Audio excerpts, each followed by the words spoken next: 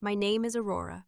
I'm 34 years old, and for most of my adult life, I've worked in rooms where decisions were made quietly, sometimes without ever acknowledging who made them possible. If you asked my colleagues to describe me, they'd probably say I was dependable, calm, low maintenance, the kind of person who didn't make noise unless something was truly broken. Some might even say I was lucky to have stability, a respectable title, and a seat in meetings where important things happened. What they wouldn't say is that I was underestimated. Not loudly, not cruelly, just enough to be convenient. I was the one who stayed composed when conversations turned sharp. The one who absorbed tension so others could stay comfortable. I didn't interrupt. I didn't posture. I didn't fight for airtime. And over time, that quiet presence became something else in their eyes. Something smaller. This story isn't about revenge. It isn't about exposing villains or winning arguments.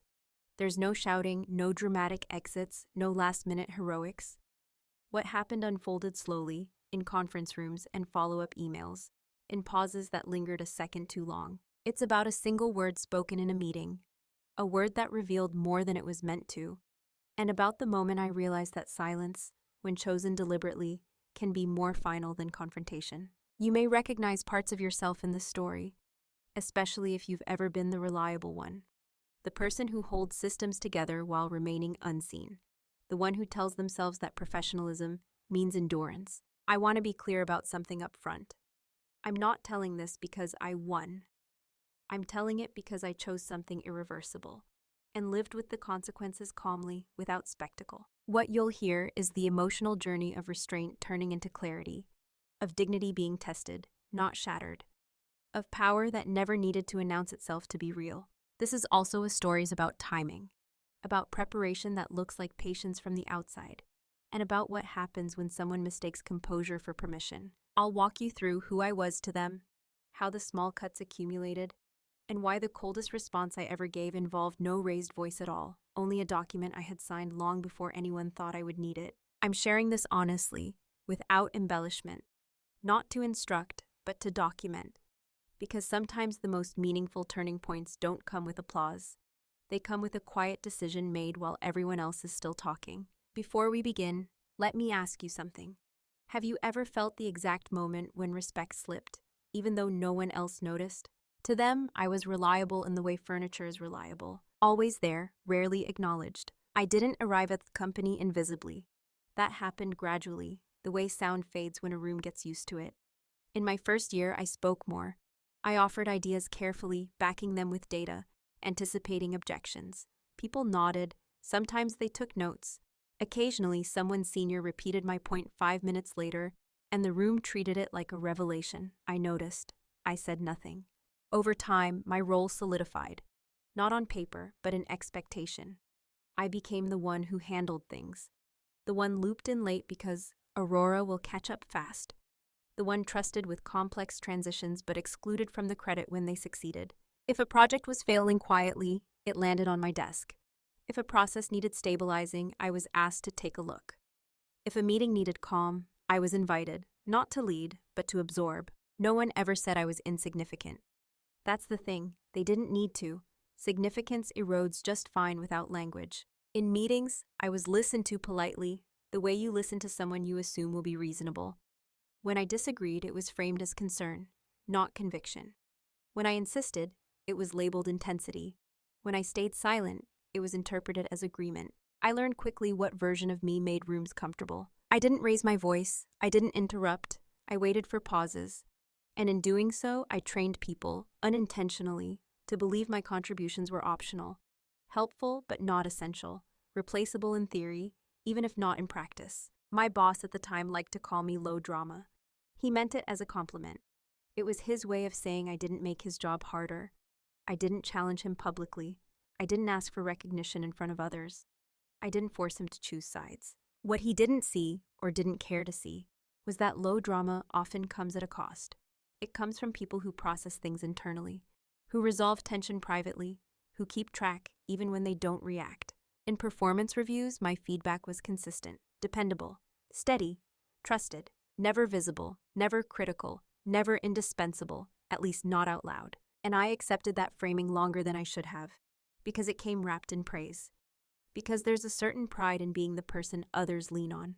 Because when you're calm by nature, it's easy to confuse restraint with self-erasure. Outside of work, people didn't see me that way. Friends came to me for clarity, not comfort. They trusted my judgment. They knew I noticed things others missed. But at work, I learned to compartmentalize that part of myself. I told myself professionalism meant neutrality, that effectiveness didn't require recognition. I became very good at being underestimated, not in a dramatic way, in a subtle administrative way. The kind that shows up in who gets asked to present versus who gets asked to prepare the slides. In terms of who gets credited with outcomes versus who gets thanked privately afterward. I watched newer hires assert half-formed ideas and receive immediate validation. I watched my own suggestions gain weight only after being filtered through louder voices. And still, I stayed measured, observant, present, because I believed naively that consistency would speak for itself. What I didn't realize then was that silence doesn't just protect you, it defines you. And once people decide who you are to them, they rarely question it, unless something disrupts the pattern. At that stage of the story, nothing had been disrupted yet. I was useful, I was calm, I was trusted, and I was already being misread. The first moment didn't arrive with impact. It slipped in quietly, almost politely, which is why it took me a while to name it. We were in a midweek planning meeting, one of those recurring ones where decisions rarely happened, but the tone was set. 8 people around the table, coffee cooling, laptops half open. My manager was walking us through revised timelines, speaking quickly, already a little irritated by constraints he hadn't planned for. I had spent the previous weekend reviewing the dependencies he was glossing over, not because I was asked to, but because I knew where things would break. When there was a pause, I spoke, calmly, briefly. I pointed out a risk in the handoff between 2 teams, something that wouldn't surface immediately, but would cost weeks later. He didn't look at me at first. He kept his eyes on the screen and said, "Let's not overcomplicate it." The room moved on. No one reacted. No one glanced my way. It wasn't dismissal in the dramatic sense. It was efficient dismissal, the kind that keeps meetings on schedule. I told myself it was nothing. Managers get defensive about plans. Time was tight. Maybe he'd circle back. He didn't. 2 weeks later, the issue I'd mentioned surfaced exactly as predicted. The delay was discussed in another meeting, framed as unexpected. This time, my manager explained the problem himself, using almost the same language I had used earlier. Heads nodded, notes were taken, action items were assigned. No one connected the dots. After the meeting, he stopped by my desk. He said, "Good catch on that dependency. Wish we'd flagged it earlier." I smiled. I said, "Me too." That was the first small cut. Not because my idea was ignored, that happens, but because something shifted in how it was absorbed. My input was acceptable only when it could be detached from me, useful when it arrived without attribution, safe when it didn't require acknowledgement. I started noticing patterns after that. When I sent detailed notes ahead of meetings, they were skimmed. When I summarized them verbally, they were considered optional. But when I sent the same points privately to my manager, they resurfaced later as collective insights. Again, no malice, just momentum. I began to understand that I had been assigned a role I hadn't agreed to, the background processor, the person who refined thinking behind the scenes so others could present it cleanly. And still, I stayed quiet about it, because calling it out would have required friction, and I wasn't ready to be seen as difficult. There was another moment, smaller still, but sharper. We were reviewing quarterly outcomes. A senior colleague praised the team for leaning on available resources during a challenging sprint. Then he laughed lightly and said, "Some of us were basically feeding off Aurora's bandwidth." It was said as a joke. The room laughed softly. I did too, out of reflex. But the word lingered, feeding off. It wasn't meant to insult, but it revealed something unspoken, that my capacity was viewed as communal property, that my effort was expected, not respected, that my calm made it easy to forget there was a boundary. No one apologized. There was nothing to apologize for. Humor has plausible deniability. I went home that evening and replayed the meeting, not with anger, but with precision. I wasn't hurt. I was alerted, because the first sign of disrespect isn't cruelty. It's familiarity without care. I didn't confront anyone. I didn't withdraw. On the surface, nothing changed. I continued to deliver, continued to support, continued to show up prepared. But internally, I began to log things. Not emotionally, structurally. Who spoke over whom? who redirected credit, who joked, and who paid for it. The first small cut didn't bleed. It marked a boundary I hadn't drawn yet. And the dangerous thing about undrawn boundaries is that people will keep walking until something stops them. Disrespect rarely announces itself. It acclimates you first. After that early moment, nothing overt happened. No insults, no raised voices, just a steady pattern of being minimized in ways small enough to dismiss individually and easy to excuse collectively. That's how normalization works. One instance is nothing. Two is a coincidence. By the time it becomes a pattern, you've already adjusted your expectations. I told myself I was being pragmatic. When my suggestions were bypassed in meetings, I assumed time constraints. When my name was missing from summaries, I assumed oversight. When decisions I'd influenced were attributed vaguely to the team, I reminded myself that collaboration was the goal. There was always a reasonable explanation available, and I accepted every one of them. I also noticed how people spoke around me rather than to me. Questions about projects I owned were directed at others first. Clarifications were requested in group chats without tagging me, even when I was the source of the information. When I stepped in to answer, responses were polite, but slightly surprised, as if I'd spoken out of turn. I adjusted. I waited longer before speaking. I prefaced more. I softened language that was already careful. I learned to phrase certainty as suggestion, foresight as concern. And the quieter I became, the more my role solidified. My manager began using me as a stabilizer.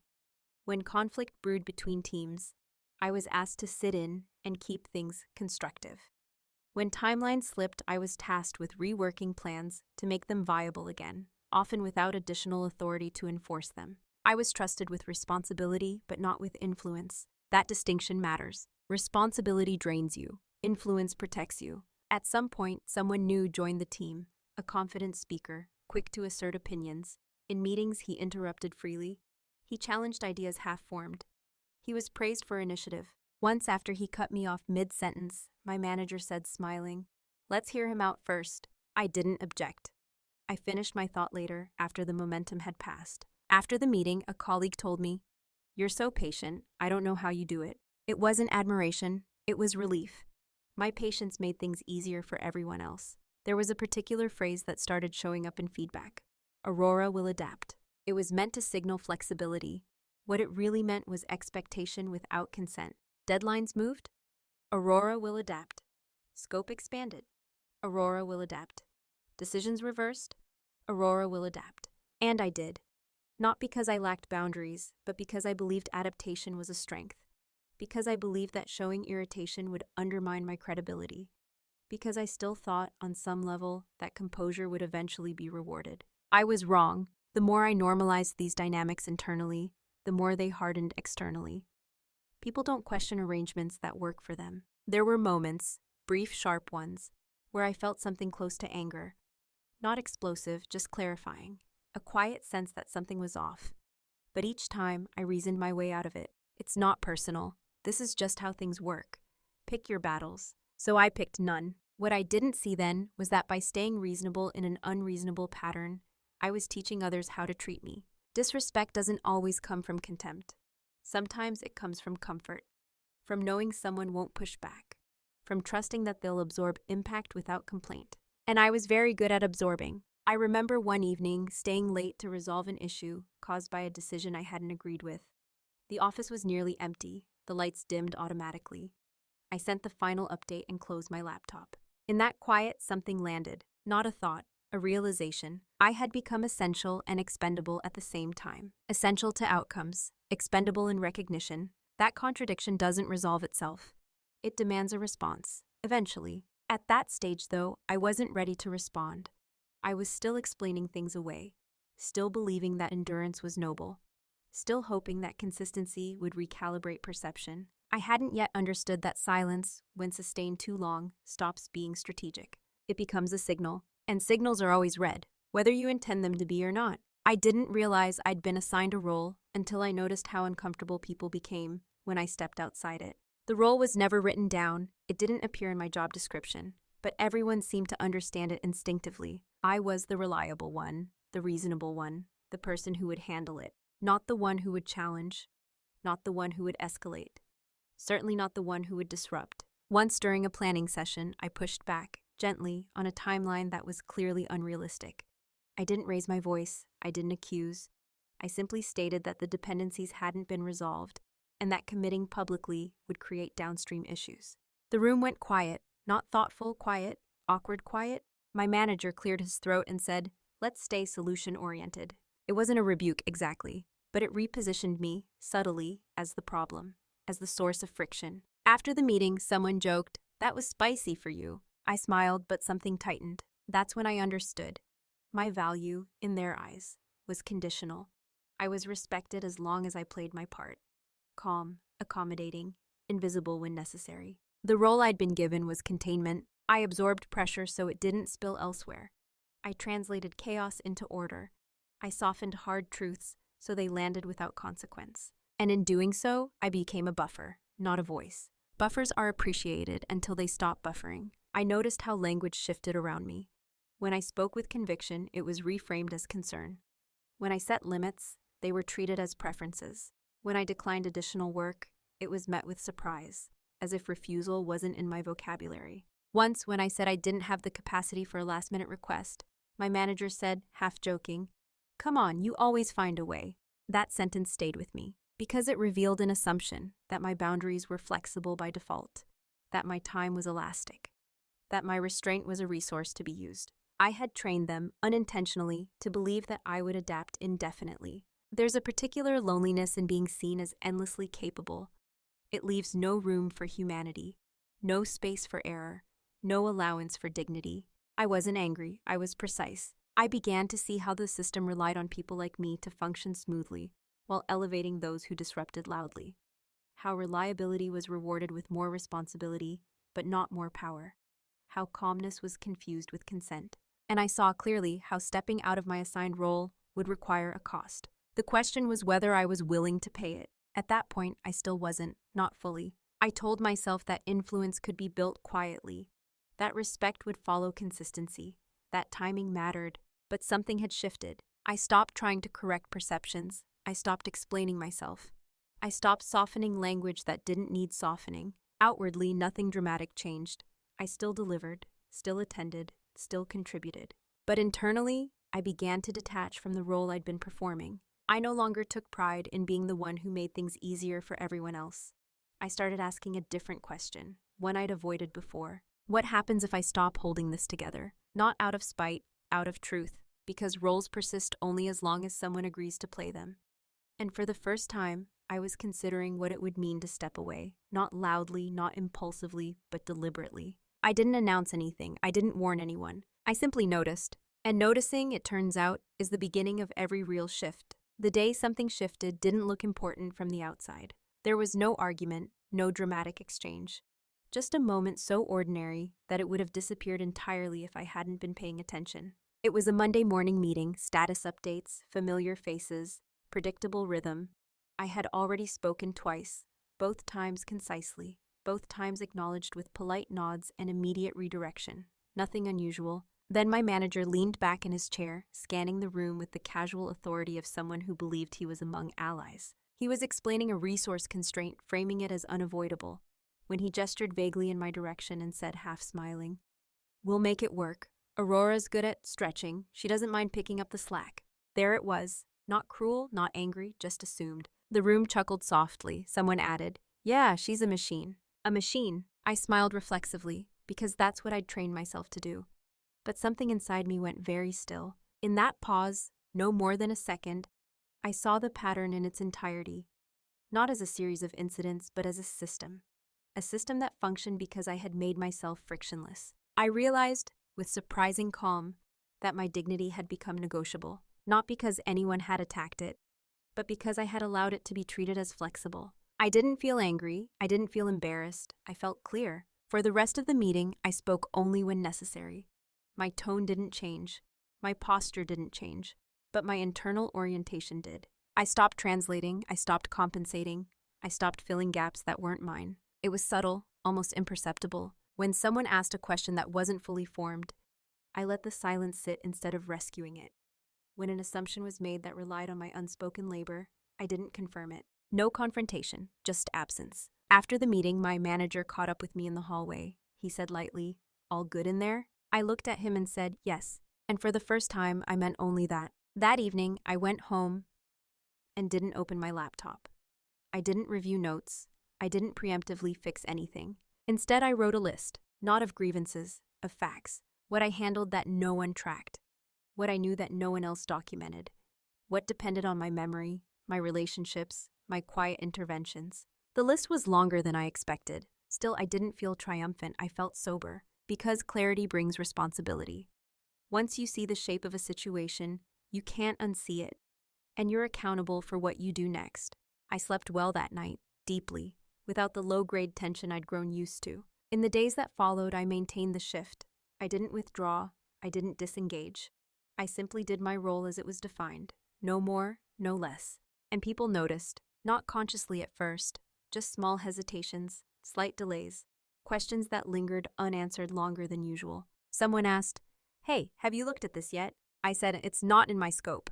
The words felt strange, heavy, but also correct. There was no fallout, no accusation, just a pause, and then adjustment. That's when I understood something essential. Change doesn't require an announcement. It requires consistency. The day something shifted wasn't about them. It was about me reclaiming authorship over my own boundaries. I hadn't decided what I would do yet. I only knew what I would no longer do. And that was enough to begin. Once silence became a choice instead of a habit, everything about it changed. Before, my quiet had been automatic. A reflex shaped by years of conditioning. Be agreeable, be efficient, don't complicate things. Now it was deliberate, measured, applied. I still spoke in meetings, but only when the contribution was mine to own. I stopped finishing other people's thoughts, stopped preemptively clarifying decisions that hadn't been made yet, stopped volunteering context unless it was explicitly requested. What surprised me was how quickly my restraint was misinterpreted. People assumed I was busy, or tired, or disengaged. No one assumed I was being strategic. There were moments when discussions drifted into confusion. Exactly the kind I used to quietly resolve. This time, I watched. I took notes. I waited. Sometimes, someone would glance at me expecting rescue. I met their eyes calmly, offered nothing, and let the conversation continue. It wasn't punishment. It was accurate. I was still doing my job, just not everyone else's. My manager checked in more often. Casual questions. "Everything okay? You seem quieter lately." I answered honestly but not expansively. "I'm focused." That seemed to satisfy him. The system adjusted to the absence of my excess labor, but awkwardly. Meetings ran longer. Follow-ups multiplied. Minor issues escalated because they weren't smoothed out early. And still, no one connected it to me. That's the strange thing about invisible work. Its absence is felt, but its source remains unnamed. I noticed a shift in how people spoke to me. Fewer assumptions, more direct requests, fewer jokes about my capacity. One afternoon, a colleague asked if I could just quickly handle something that clearly fell outside my role. I said, "I can't take that on." He paused, surprised, then said, "Okay, no problem." And that was it. No backlash, no resentment, just recalibration. I realized then how much of what I had feared was imagined.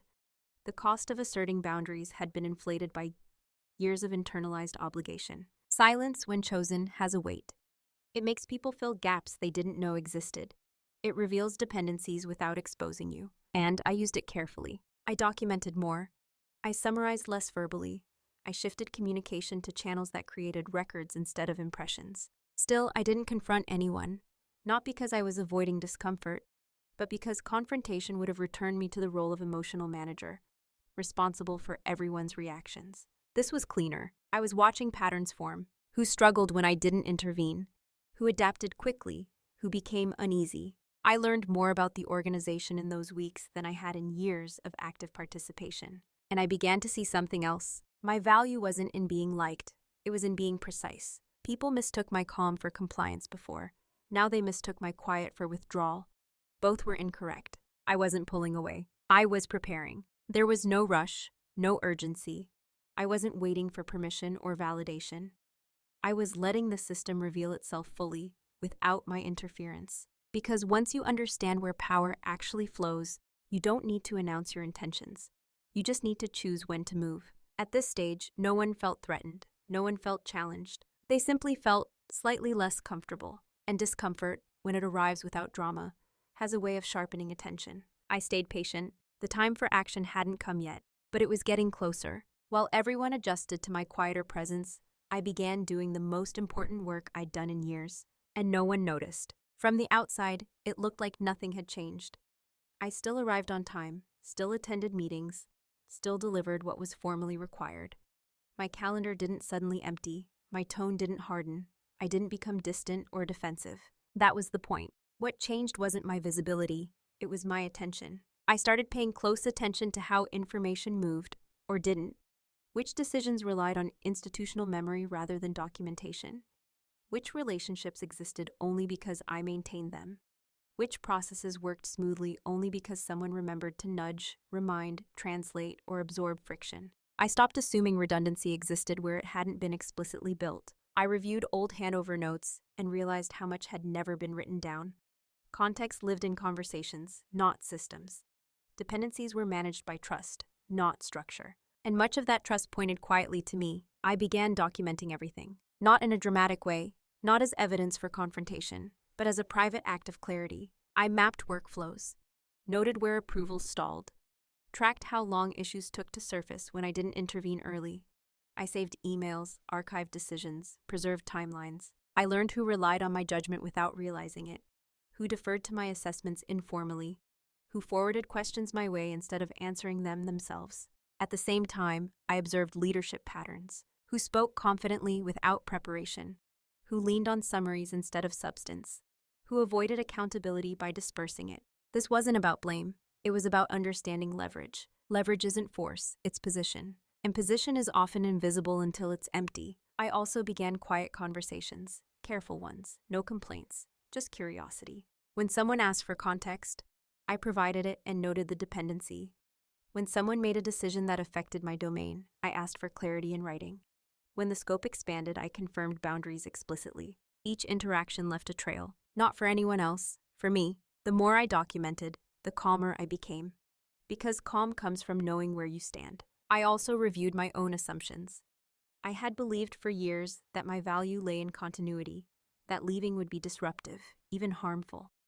That belief had kept me cautious. Now I examined it honestly. The organization didn't reward continuity, it consumed it. If I stayed, nothing structural would change. My silence would be interpreted as endurance, my boundaries as flexibility. And if I left without preparation, the narrative would be simple. She moved on. I wasn't interested in narratives. I was interested in truth. Quietly, methodically, I began preparing for a decision I hadn't named yet. I reviewed my contract, my notice period, my non-compete clauses. I consulted an attorney, not to threaten, but to understand my rights clearly. I updated my resume, not because I planned to send it, but because I wanted to see my work on paper, stripped of context. It was substantial, more than I'd allowed myself to acknowledge. I also drafted something else, a resignation letter, not emotional, not accusatory, professional, precise. And I signed it, not to use immediately, but to remove hesitation from the future. The act of signing wasn't dramatic, it was grounding.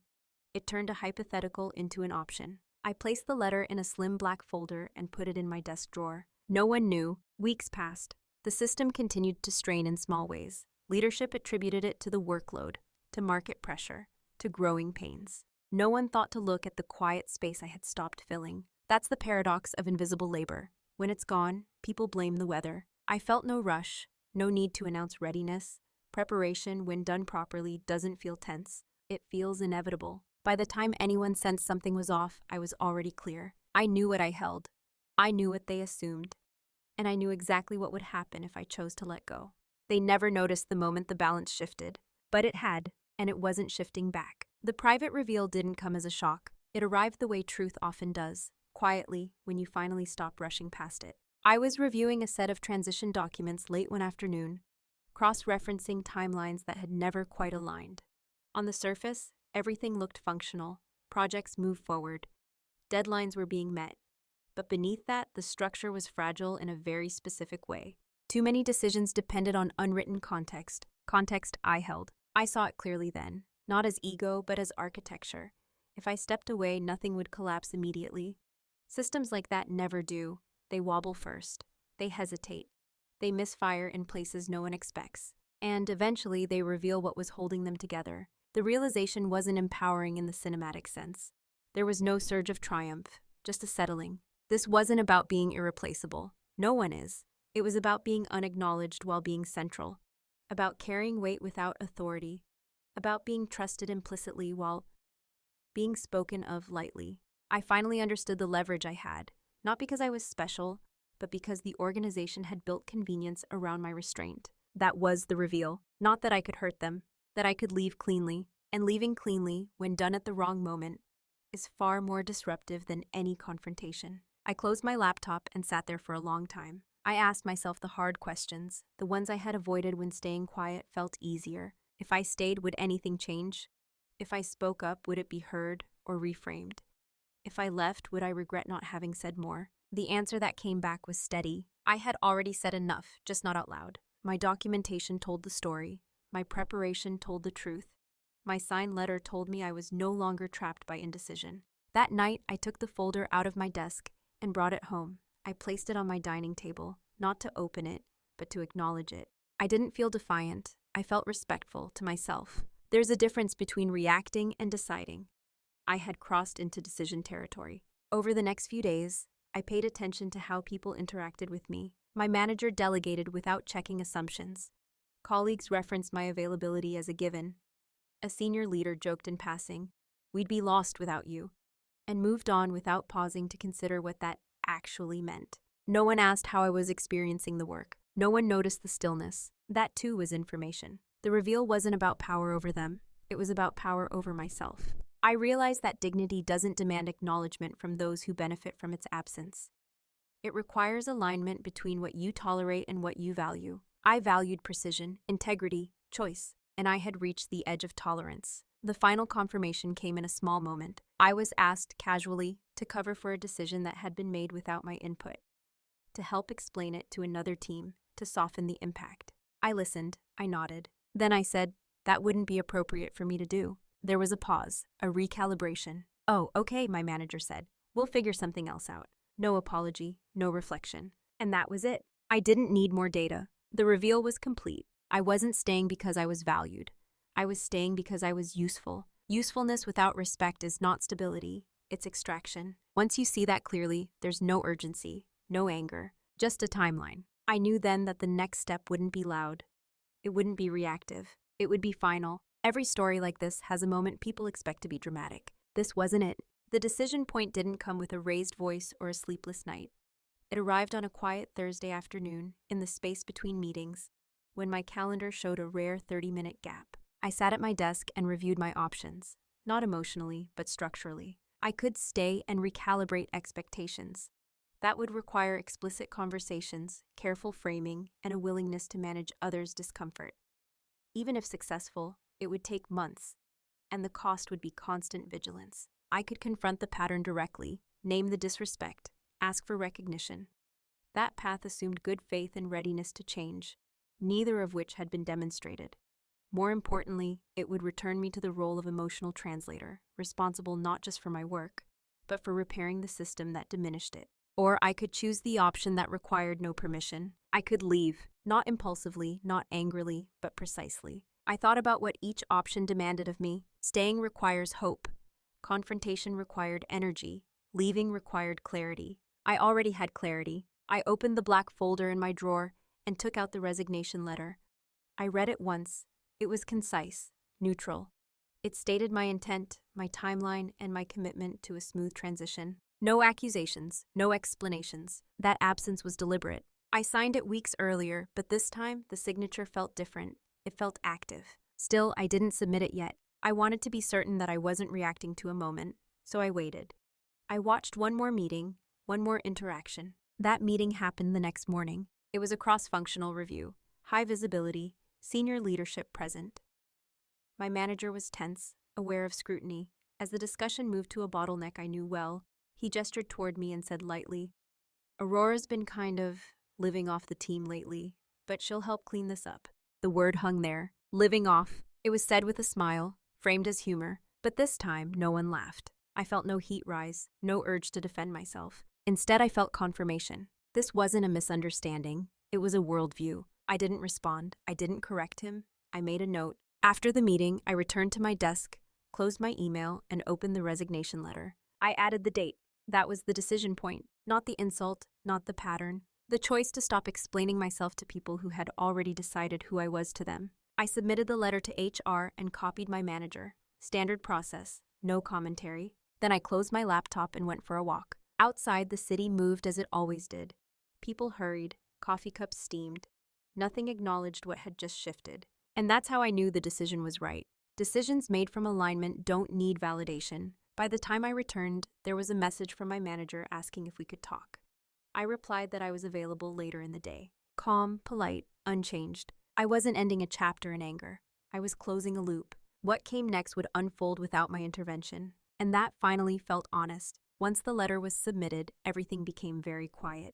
Not externally. People still talked. Meetings still happened. Calendars remained full. But the internal noise, the constant calculation, the background vigilance, fell away. I didn't announce my resignation. HR acknowledged it. My manager scheduled a conversation. That was all. Until then, I moved exactly as I had before. That's the mistake people make when they expect departure to look dramatic. They assume something will change immediately. Those emotions will spill. That productivity will drop. None of that happened. I continued to document, continued to respond professionally, continued to do only what my role required. No less, no more. The difference was that now, everything I did had an end date. And that knowledge brought precision. In meetings, I spoke clearly and briefly. I stopped framing suggestions as hypotheticals. I stated facts. When decisions were flawed, I noted risks without cushioning them. When I was asked to absorb impact, I redirected it to its source. No pushback, no defensiveness, just clean boundaries. My manager finally called me into his office. He closed the door and asked, "Is this about something specific?" I looked at him and said, "No, it's about alignment." He waited for more. I didn't offer it. There's a particular power in not filling silence when you no longer need to convince anyone. He shifted in his chair, asked if there was anything that could change my mind. I said no. That was the entire conversation. What followed was a slow realization on their part. Though no one named it yet, questions started coming in more frequently. Do you have documentation for this? Can you walk us through how you usually handle that? Where is the context for this decision stored? I provided what existed. I didn't create what I never had. I didn't hoard information. I transferred it responsibly. But I didn't reconstruct systems that had never been formalized. Silence again did its work. Leadership began to notice friction. Tasks took longer. Clarifications multiplied. Small issues escalated because they weren't being quietly resolved in advance. No one accused me. There was nothing to accuse. I was fulfilling my obligations. And that's the part people misunderstand. Moving in silence isn't about withholding. It's about refusing to compensate. I also noticed how the tone shifted. The jokes stopped. The assumptions softened. People checked before committing my time. My manager became careful with language. Respect arrived, not as recognition but as caution. Too late. I wasn't bitter. I wasn't pleased. I was steady. During that period, I prepared financially, reviewed benefits, confirmed final dates, ensured my exit would be clean. I didn't line up another job immediately. That wasn't the point. I wanted space, not escape. Every day, I left the office on time. Every day, I slept well. And still, no one grasped the full shape of what was happening. They assumed this was the standard transition, that things would stabilize once responsibilities were redistributed. They didn't yet understand how much had been absorbed rather than assigned. That realization would come later. For now, I moved quietly, because silence, when paired with inevitability, doesn't need to announce itself. It just waits. The consequences didn't arrive all at once. They never do. At first, it showed up as an inconvenience. A meeting had to be rescheduled because the right context wasn't available. A decision was stalled because no one was certain who owned it. A minor issue escalated because it hadn't been flagged early enough. People shrugged it off. Transition period, they said. Growing pains. I watched from within the process, still present, still professional, but no longer cushioning the impact. Requests started landing in my inbox with new urgency. Can you just take a quick look at this? Do you remember how we handled something similar last year? Where did we document that exception? I responded when appropriate. I pointed to existing documents. I clarified what was already written down. When something lived only in memory, I said, "I don't believe that was documented." That sentence became uncomfortable because it revealed how much of the organization relied on informal knowledge and how little had been formalized despite years of opportunity. Meetings grew tense. My manager began to feel the pressure first. Questions that used to bypass him now stopped at his desk. Senior leaders wanted explanations for delays that had never existed before. He called me again. This time there was less casualness. Is there anything you can do to help smooth this out before you leave? I said, I'm doing everything outlined in my role and transition plan. It was true. He nodded, but his jaw tightened. The system was asking more of him now, and he wasn't used to carrying that weight. Colleagues became uncertain. Some reached out quietly, asking if I was really leaving. Others assumed I'd be convinced to stay. A few expressed surprise. We didn't know you were unhappy. I answered honestly. I wasn't unhappy. I was misaligned. That distinction confused them. Because unhappiness invites fixing, misalignment requires change. And change is harder. I noticed something else too. People began to speak more carefully around me. They no longer joked about my capacity. They no longer assumed my agreement. The respect I had waited for arrived only after my departure was inevitable. That's not irony. It's a pattern. Respect that appears under threat isn't respect. It's the fear of loss. I didn't resent it. I noted it. As deadlines approached, leadership attempted to redistribute responsibilities, but without full context, tasks were assigned inefficiently, work duplicated. Gaps emerged. No catastrophe, just erosion, the kind that's hard to explain to stakeholders. And still, no one named the cause. They spoke about workload, about bandwidth, about needing to tighten processes. They didn't speak about the cost of assuming someone would always adapt. One afternoon, I overheard my manager on a call, voice low, explaining a delay. He said, "We're in a bit of a knowledge transition." The phrase was careful, impersonal. It removed agency from the situation. But transitions don't happen in a vacuum. They are responses to choices. I had made mine. As my final weeks approached, the atmosphere changed. People became polite in a different way. Invitations arrived with disclaimers. Appreciation was expressed retroactively. Did we ever thank you for... I didn't realize you were handling all of that.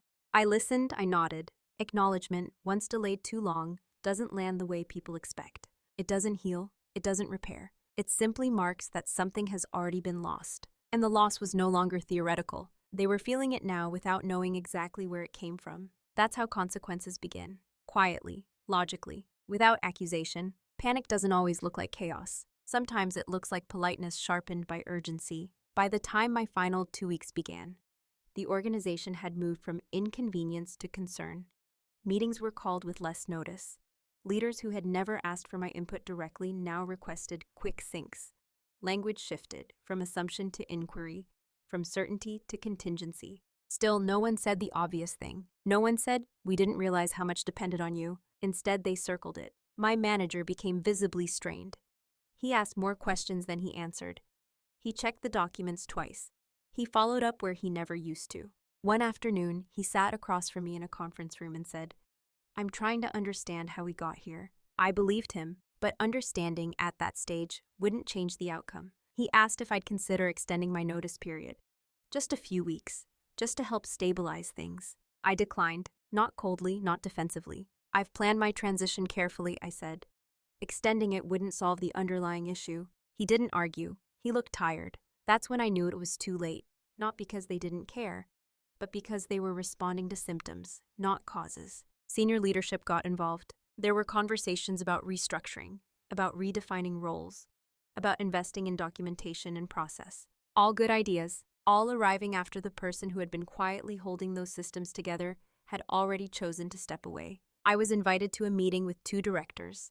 They thanked me for my contributions.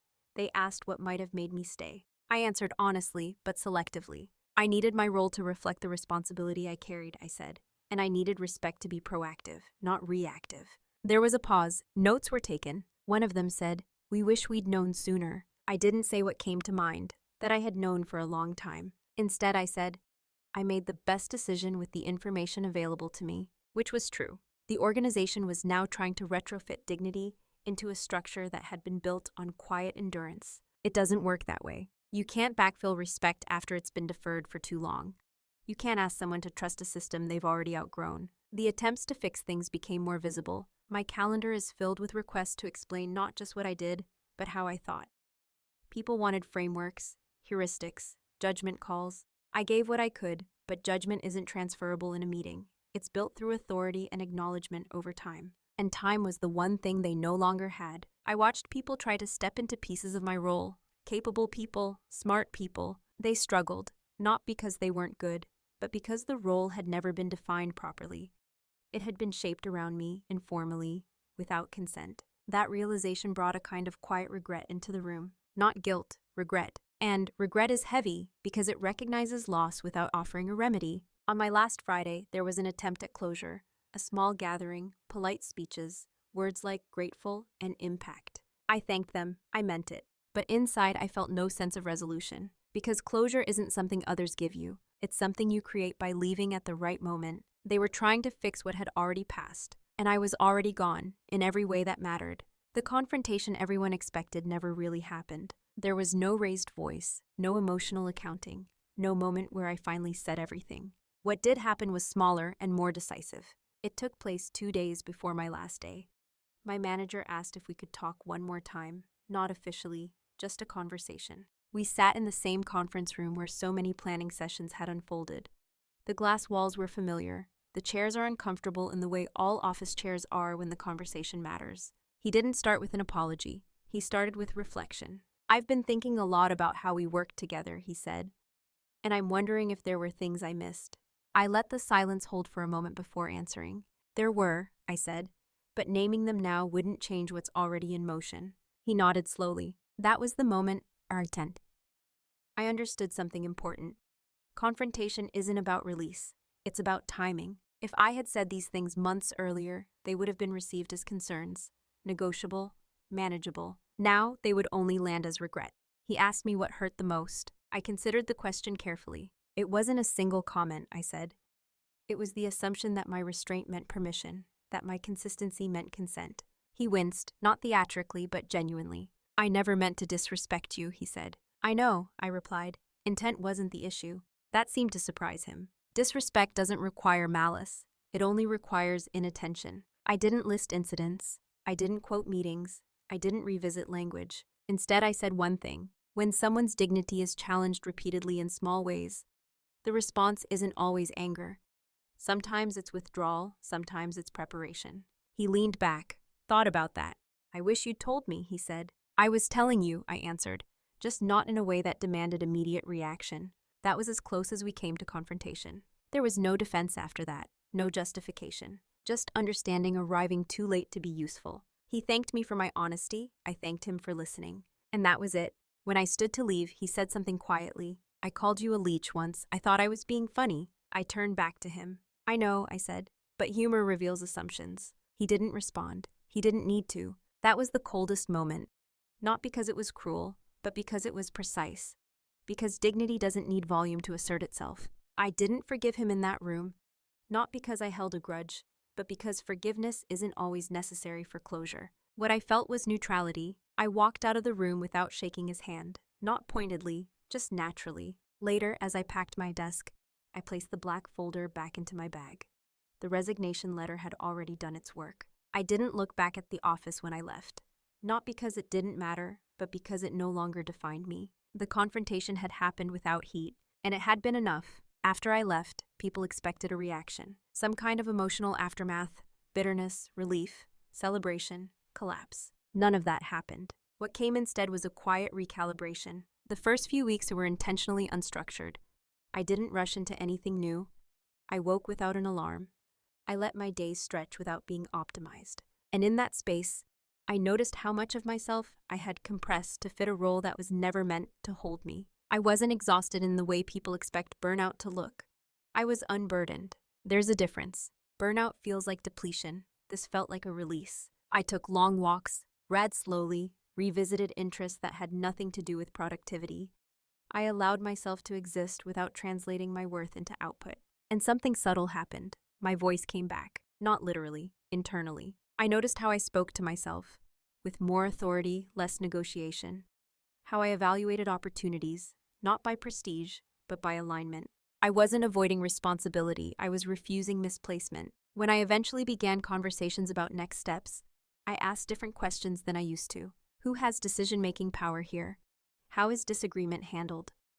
What happens when someone sets a boundary? I listened carefully to the answers, not just the words, but the ease with which they were offered. I also noticed something else. The narrative others held about me no longer mattered. At my previous job, perception had been a slow erosion, shaped by proximity, repetition, and convenience.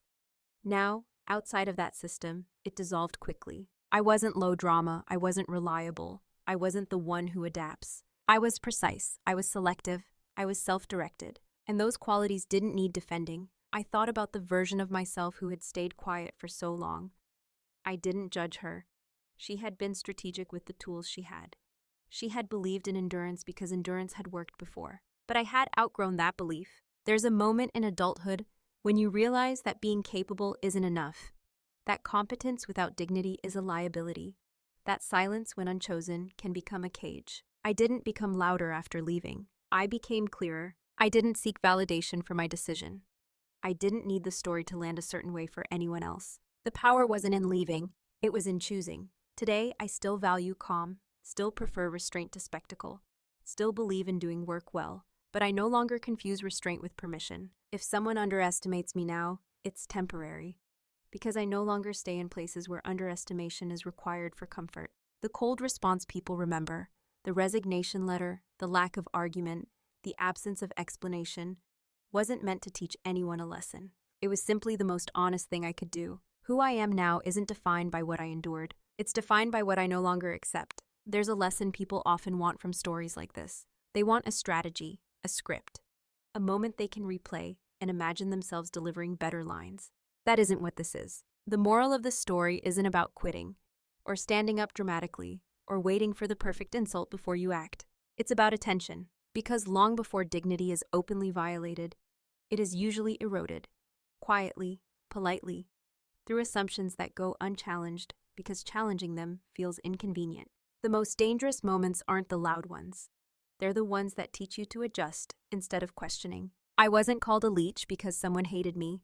I was called that because my restraint had made my labor feel ambient, available without acknowledgement, useful without weight. And the cold response people remember, the pre-signed resignation letter, the absence of argument, wasn't punishment. It was alignment. I didn't leave to prove a point. I left because staying would have required me to betray my own perception. And once you start doubting what you see, you lose something harder to recover than a job. What I learned is this: silence isn't weak, but unchosen silence is costly. Reliability isn't a virtue if it replaces respect. Calm isn't strength if it's mistaken for consent. And dignity doesn't demand applause. It requires consistency between what you tolerate and what you value. If you take anything from the story, let it be a question you ask yourself, not once but regularly. Am I staying because I'm respected, or because I'm convenient? The difference matters more than we like to admit. Sometimes the most powerful response to disrespect isn't explanation or confrontation.